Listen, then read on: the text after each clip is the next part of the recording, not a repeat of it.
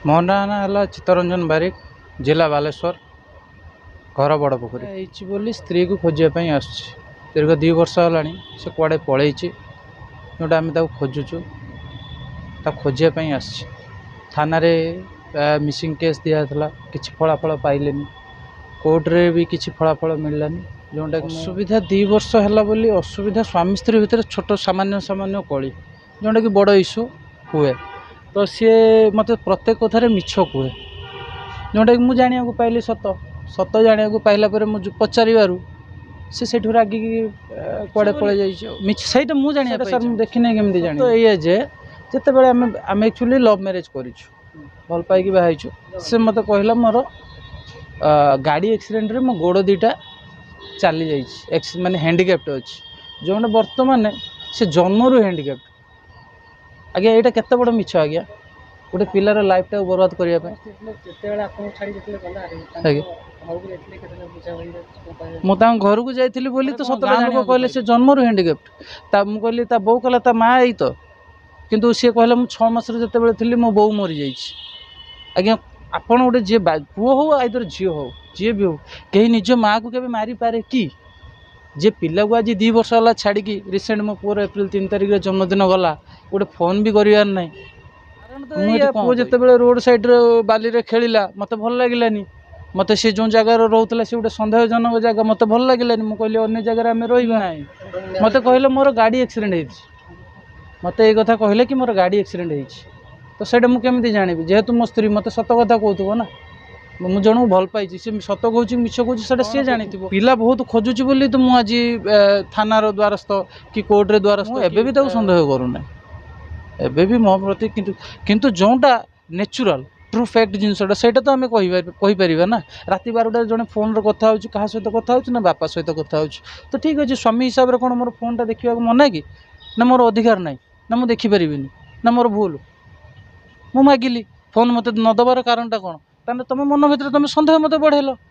Obviously ମୋ ଜାଗାରେ ଅନ୍ୟ କେଉଁ ଯଦି ପୁରୁଷ ହେଇଥିବ ସେ ବି ଏଇ କଥା କହିବେ। ସେମିତି ଫେସବୁକ୍ ଇନଷ୍ଟାଗ୍ରାମ୍ ଆକ୍ଟିଭିଟି ମୁଁ କାହିଁ ଦେଖିବାକୁ ପାଇନି।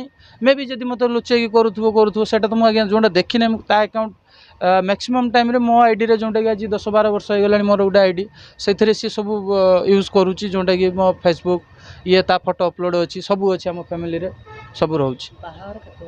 ବାହାଘର ଆଜ୍ଞା ଆମର ହେଇଯିବ 10 ବର୍ଷ। ଅନଲାଇନ୍ ଲଭ୍ ମାନେ ଭଲ ପାଇବା ହେଇଥିଲା, ଯେଉଁଟାକି 2014ରେ ହେଇଥିଲା। ଆଉ ମୁଁ ସେତେବେଳେ ଆଫ୍ରିକାରେ ରହୁଥିଲି, ନର୍ଥ ଆଫ୍ରିକା, ଯେଉଁଟାକି ଲିବିଆ କଣ୍ଟିନେଣ୍ଟାଲରେ ଯାଉଛି।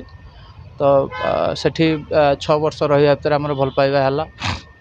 ମୁଁ ଯେତେବେଳେ ଆସିଲି ବାପାଙ୍କୁ ପଠାଇଲି, ଆଉ ସେତେବେଳେ ଭଲ ପାଇବା ହେଇଯାଇଥିଲା। ତ ମୋତେ ସେ ଆକ୍ସିଡେଣ୍ଟ ବୋଲି କହିଥିଲା। ବାପା ଆସିଥିଲେ, ଦେଖିକି ଗଲେ, କହିଲେ ଝିଅ ଭଲ।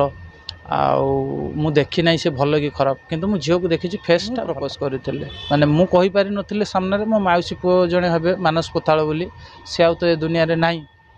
ଆଉ ସିଏ ମାନେ 2 ଜଣଙ୍କୁ କହିଥିଲା କି ସିଲୁ ତୋତେ ଲଭ୍ କରୁଛି, ଯେଉଁଟାକି ସେ କହିଥିଲା। ଦୁଇଟା ପରିବାର ମିଶିକି ଏକା ବାହାର ନା ବାହାର ଭିତରେ ବି କିଛି ଡିଫରେନ୍ସ ଲାଗେ? ହଁ, ଯେତେବେଳେ ସିଏ କହିଲା ମୋତେ ଆମ ଘର ଲୋକ ମୋତେ ମ୍ୟାରେଜ୍ କରେଇଦେବେ ଅନ୍ୟ ଜାଗାରେ, ତୁମେ କ'ଣ ଚାହୁଁଛ? ମୁଁ ସେଇଠୁ କହିଲି ମୁଁ ଆଜ୍ଞା ଗରିବ, ମୋ ରୋଜଗାରରେ ମୋ ଫ୍ୟାମିଲି ଡିପେଣ୍ଡେଡ଼। ତ ମୁଁ ଯଦି ପଖାଳ ଖଟା ଖାଇକି ଚାଳରେ ରହିପାରିବି, ତୁମେ ଯଦି ରହିପାରିବ ତାହେଲେ ତୁମେ ଆସ। କାହିଁକିନା ସିଏ କହିଥିଲା ଆମର ରିଚ୍, ମାନେ ସିଏ ଧନୀ ଘରୁ ବିଲଙ୍ଗ କରୁଛି। ମୁଁ କହିଲି ମୁଁ ଆଜ୍ଞା ଏତେ ଧନୀ ନୁହେଁ, ମୁଁ ଗରିବ ଘରୁ ବିଲଙ୍ଗ କରୁଛି। କାହିଁକିନା ମୁଁ ମୋ ବାପା ମା' ମୋତେ ବହୁତ କଷ୍ଟ କରିକି ଆଜି ବାହାରକୁ ପଠାଇଥିଲେ, ମୁଁ ତାଙ୍କ ସେବା କରିବା ପାଇଁ ଇଏ କରିଛି। ତ ସିଏ ଯେହେତୁ ମୋତେ ଡାଇରେକ୍ଟ କହିଲା ଏମିତି ମୁଁ ରିଚ୍ ପର୍ସନରୁ ବିଲଙ୍ଗ କରୁଛି, ତ ମୁଁ ସେଇଠୁ ଏଇ କଥା କହିଲା ଠିକ୍ ଅଛି ମୁଁ ରହିବି। ମୁଁ କହିଲି ଠିକ୍ ଅଛି, ୱେଲକମ୍। ଆପଣ ସ୍ତ୍ରୀ ଆପଣ ଫୋନ୍ ଛାଡ଼ିଗଲା, ଆପଣ ସ୍ତ୍ରୀ ଆପଣ ଫୋନ୍ କରିଥିଲେ କି? ବହୁତ ଫୋନ୍ କରିଛି, ବହୁତ ଥର ଫୋନ୍ କରିଛି। ଅନ୍ୟ ନମ୍ବରରୁ ବି ଫୋନ୍ କରିଛି। ରାତି 3ଟାରେ ୱେଟିଂ ତା'ର। ଆଉ ଗୋଟେ ନମ୍ବର ନାଁ ଚେଞ୍ଜ ହେଇଯାଇଛି, ଦିବ୍ୟାଂଶୀ ସାହୁ ବର୍ତ୍ତମାନ ତା ଟ୍ରୁ କଲର୍ରେ ଦେଖାଉଛି।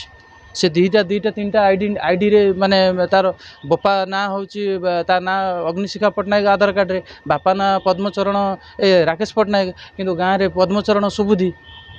ଗାଁରେ ଅନ୍ୟ ଟାଇଟଲ୍, ଅନ୍ୟ ଜାତି, ଅନ୍ୟ ନାଁ। ଆମେ କେମିତି ସେ ଲୋକକୁ ଆଇଡେଣ୍ଟିଫାଏ କରିବୁ? କେମିତି ଆମେ ଇଏ କରିବୁ? ଥାନା କ'ଣ ସାହାଯ୍ୟ କରିବ ନା କୋର୍ଟ କ'ଣ ସାହାଯ୍ୟ କରିବ? ଯଦି ଯାଇଥିବ ଭଲ କଥା, କିଛି ଅସୁବିଧା ନାହିଁ। ଯଦି ଯାଇଥିବ ତା ଖୁସି, କାହା ଖୁସିରେ ତ ଆମେ ବାଧା କରିପାରିବାନି। ଯଦି ଯାଇଥିବ ତ ସେଇଟା କ୍ଲିୟର ହେଇଯିବ। ମୁଁ ନ୍ୟାୟ ଚାହୁଁଛି। मो पिलार मु न्याय चाहूँगी 5 वर्षर पिला जदि छाड़ी जाइए अन्य सहित ठीक अच्छे आसिक कहीदे सामना को मुझे तो सामने रही कि डिवोर्स फाइल कर जा कह सी जब पिलार माने दुख देखिपार जापार पिला जन्म कर 5 वर्ष छाड़ी जापी आ तो से झील को कौन कह जदि से आसिक क्लीयर करार अच्छे आज्ञा पारूना मुझे कम करी मुझे माने माध्यम ये बिलंग करुँच मु रोजगार करी ना मो पिला को पाठ पढ़ेबी ना तो पोषिबी ना मुझे आज्ञा थाना को धाइबा आप निजे कहना 2 वर्ष है धाई धाई मो छतिया उठीगला मैंने मो चेहरा को आप निजे देखो मुझे देखा जाऊँ केमी बर्तमान हो गली पुलिस आज्ञा कौन कहे सी तो आसवा चाहूनी तुम कौन कह तुम जा आउ कड़े पड़ा एफआईआर देती एफआईआर रखी एफआईआर कॉपी मत देती यहाँ है एफआईआर कॉपी यह एफआईआर कॉपी यहाँ एफआईआर कॉपी एफआईआर मत देती